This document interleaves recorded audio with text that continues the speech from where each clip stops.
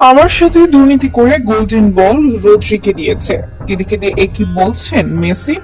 দর্শক, 2026 ফিফা বিশ্বকাপের সবচেয়ে বড় কেলেঙ্কারি, সবচেয়ে জঘন্য ষড়যন্ত্র এবং নগ্ন দুর্নীতির কালো পর্দা এবার নিজের হাতেই ফাঁস করলেন স্বয়ং ফুটবলের জাদুকর লিওনেল মেসি।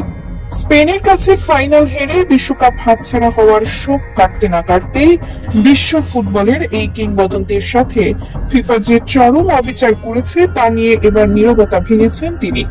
পুরো টুর্নামেন্টে অবিশ্বাস্য 8টি গোল এবং 4টি অ্যাসিস্ট করে প্রায় একাই একটি দলকে ফাইনালে তোলার পরও টুর্নামেন্টে একটিও গোল বা অ্যাসিস্ট না করা স্পেনের মিডফিল্ডার রদ্রিকে যখন গোল্ডেন বল দেওয়া হলো, তখন পুরো বিশ্বই স্তব্ধ হয়ে গিয়েছিল।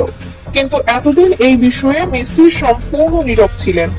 অবশেষে নিজের বুকের ভেতর জমে থাকা ক্ষোভ, কষ্ট আর হাহাকার আর ধরে রাখতে পারলেন না মেসি।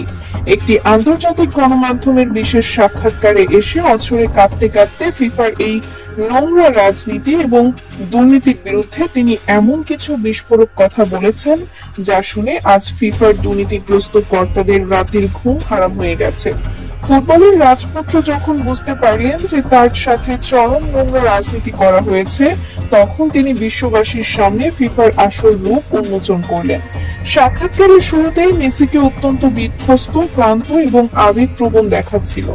যে মানুষটি তার পুরো জীবন ফুটবলের সবুজ গালিচার জন্য উৎসর্গ করেছেন, সেই মানুষটির চোখে জল দেখে উপস্থিত সাংবাদিকদের চোখ ভিজে যায়। মেসি অত্যন্ত ভারী এবং ভাঙা কণ্ঠে বলেন, আমি কখনোই ব্যক্তিগত কোনো পুরস্কারের জন্য ফুটবল খেলিনি। আমার একমাত্র লক্ষ্য থাকে দলের হয়ে জেতা এবং আমার দেশের মানুষকে আনন্দ দেওয়া। কিন্তু 2026 বিশ্বকাপে আমার সাথে, আমার দলের সাথে যা করা হয়েছে তা কোনোভাবেই মেনে নেওয়ার মতো নয়। গোল্ডেন বল রদ্রি পেয়েছে, তাতে আমার কোনো ব্যক্তিগত ক্ষোভ নেই। সে দারুণ একজন খেলোয়াড়, কিন্তু এই পুরস্কারটি দেওয়ার পেছনে যে নোংরা রাজনীতি এবং দুর্নীতি করা হয়েছে তা ফুটবলের পবিত্র আত্মাকে খুন করেছে। আমাকে গোল্ডেন বল দেওয়া হয়নি কারণ আমি তাদের দুর্নীতির ছকে বাধা হয়ে দাঁড়িয়েছিলাম। মেসি তার সাক্ষাৎকারে আরো গভীর এক ষড়যন্ত্রের দিকে ইঙ্গিত করেন। তিনি সরাসরি কোনো দেশের নাম উল্লেখ না করলেও এটা স্পষ্ট করে দেন যে ইউরোপীয় স্পন্সর এবং পরাশক্তিগুলোর চাপে ফিফা এই নোংরা খেলায় মেতেছে। তিনি বলেন, ফুটবল এখন আর কোনো স্বাধীন খেলা নেই, এটি এখন বড় বড় কর্পোরেট কোম্পানি এবং বিশ্ব রাজনীতির হাতের পুতুলে পরিণত হয়েছে। আমরা লাতিন আমেরিকার মানুষ, আমরা ফুটবলকে ভালোবেসে খেলি, কিন্তু ইউরোপীয় কর্তারা ফুটবলকে একটি ব্যবসার হাতিয়ার বানিয়েছে। তারা কোনোভাবে মেনে নিতে পারছিল না যে পরপর 2বার বিশ্বকাপের মঞ্চে লাতিন আমেরিকার আধিপত্য বজায় থাকুক।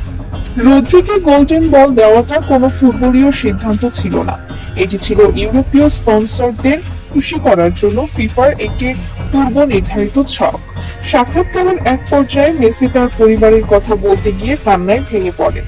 তিনি চোখের পানি মুছতে মুছতে বলেন, পুরস্কার বিতরণী মঞ্চে যখন আমার সাথে এই অবিচার করা হচ্ছিল, তখন গ্যালারিতে বসে আমার স্ত্রী আন্তোনেলা এবং আমার 3 ছেলে থিয়াগো, মাতেও এবং সিরো অঝরে কাঁদছিল। একজন বাবা হিসেবে নিজের সন্তানদের চোখে এই জল দেখাটা আমার জন্য কতটা কষ্টের তা আমি ভাষায় প্রকাশ করতে পারবো না। ওরা ড্রেসিং রুমে এসে আমাকে জিজ্ঞেস করছিল, বাবা, তুমি তো সবচেয়ে ভালো খেলেছো, পুরো টুর্নামেন্টে সবচেয়ে বেশি গোল করেছো, তাহলে ট্রফিটা অন্য লোকটিকে কেন দিল? বিশ্বাস করুন, আমি আমার সন্তানদের চোখের দিকে তাকিয়ে কোনো উত্তর দিতে পারিনি। ফিফার এই দুর্নীতিগ্রস্ত কর্তারা শুধু আমার স্বপ্নই ভাঙেনি, তারা আমার সন্তানদের কাছে ফুটবলের সুন্দর ছবিটাও চিরতরে নষ্ট করে দিয়েছে। গোল্ডেন বল নির্বাচনের অস্বচ্ছ প্রক্রিয়া নিয়ে মেসি তীব্র ক্ষোভ প্রকাশ করেন। তিনি পরিসংখ্যানের দিকে আঙুল তুলে বলেন, আপনারাই বলুন, একজন খেলোয়াড় 8টি গোল এবং 4টি অ্যাসিস্ট করে দলকে ফাইনালে তুলেছে, আর অন্যজন পুরো টুর্নামেন্টে একটিও গোল বা অ্যাসিস্ট করেনি। শুধু কিছু পাসিং এর উপর ভিত্তি করে তাকে টুর্নামেন্টের সেরা খেলোয়াড় বানিয়ে দেওয়া হলো। এটা কি কোনো যুক্তিতে পড়ে? সাংবাদিক এবং টেকনিক্যাল কমিটির ভোটের নামে যা হয়েছে তা একটি চরম প্রহসন।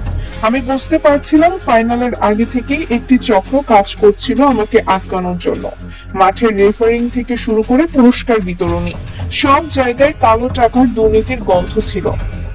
মেসি তার আক্ষেপ প্রকাশ করে আরো বলেন, আমার বয়স হয়েছে, এটাই ছিল আমার জীবনের শেষ বিশ্বকাপ। আমি চেয়েছিলাম আমার দেশের মানুষকে, সারা বিশ্বের আমার কোটি কোটি ভক্তদের একটি সুন্দর স্মৃতি উপহার দিয়ে মাঠ ছাড়তে, কিন্তু তারা আমার শেষ বিদায়টাকে কলঙ্কিত করে দিল। আমি জানি আমার এই কথাগুলোর পর ফিফা হয়তো আমার বিরুদ্ধে শাস্তিমূলক ব্যবস্থা নেবে, হয়তো আমাকে বিতর্কিত করার চেষ্টা করবে, কিন্তু আমি সত্যটা বলতে একটুও ভয় পাই না। আমার কাছে আমার দেশের আকাশী সাদা জার্সি এবং কোটি কোটি সমর্থকদের ভালোবাসাই সবচেয়ে বড় গোল্ডেন বল। কিন্তু আমার সাথে যে জঘন্য অবিচার করা হলো তা যেন আগামী প্রজন্মের কোনো তরুণ ফুটবলারের সাথে না হয়। আমি শুধু সেটাই চাই। মেসির এই সাক্ষাৎকারের পর ফিফার সদর দপ্তরে যেন শুনশান নীরবতা নেমে এসেছে। ফিফা সভাপতি এখনো কোনো আনুষ্ঠানিক বিবৃতি দেননি, তবে ইউরোপের বেশ কয়েকটি প্রভাবশালী গণমাধ্যম মেসির এই দাবিকে উড়িয়ে দেওয়ার চেষ্টা করছে। তারা বলছে মেসি পরাজয়ের হতাশা থেকে এসব বলছেন, কিন্তু ফুটবল বিশ্বের রথী মহারথীরা মেসির পাশেই দাঁড়িয়েছেন। অনেকেই মনে করছেন স্পেনের মতো একটি দেশের সাথে রাজনৈতিক সুসম্পর্ক বজায় রাখার জন্যই ফিফা এবং তার পেছনের ক্ষমতাধর রাষ্ট্রগুলো এই নগ্ন খেলায় মেতেছিল।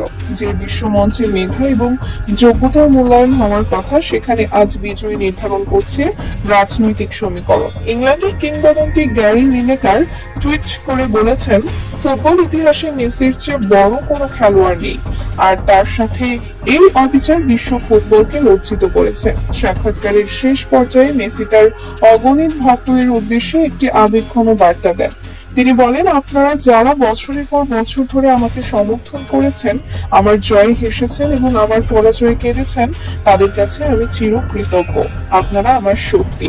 হয়তো ফিফার এই চকচকে ট্রফিটা আজ আমার হাতে নেই, কিন্তু আপনাদের যে ভালোবাসা আমি পেয়েছি তা পৃথিবীর কোনো ট্রফি বা অর্থের বিনিময়ে কেনা সম্ভব নয়। ফুটবল শুধু একটি খেলা নয়, এটি একটি আবেগ। আমি আশা করব একদিন এই ফুটবল থেকে সমস্ত নোংরা রাজনীতি মুছে যাবে এবং আবারও সেই বিশুদ্ধ ফুটবল ফিরে আসবে। আমি হয়তো আর মাঠে থাকবো না, কিন্তু আমার আত্মা সব সময় এই ফুটবলের সাথেই থাকবে। যে মানুষটি ফুটবলকে এত কিছু দিয়েছেন, শেষ বেলায় তার সাথে এমন বেইমানি কোনোভাবেই মেনে নিতে পারছে না ফুটবল বিশ্ব। দর্শক, লিওনেল মেসির এই চোখের জল এবং ফিফার বিরুদ্ধে তার এই সাহসিকতাপূর্ণ অভিযোগকে আপনারা কিভাবে দেখছেন? আপনার কি মনে হয় ফিফা সত্যি ভূ রাজনীতি আর দুর্নীতির আশ্রয় নিয়ে মেসিকে তার ন্যায্য অধিকার থেকে বঞ্চিত করেছে? আপনাদের অত্যন্ত সুচিন্তিত, আবেগপূর্ণ এবং বিশ্লেষণমূলক মতামতটি অবশ্যই নিচে কমেন্ট বক্সে লিখে জানাবেন। ভিডিওটি ভালো লাগলে একটি লাইক দিন এবং ফুটবল বিশ্বের পেছনের এমন সব ভয়ঙ্কর সত্য, এক্সক্লুসিভ ও চাঞ্চল্যকর খবর সবার আগে পেতে চ্যানেলটি সাবস্ক্রাইব করে বেল আইকনটি বাজিয়ে রাখুন।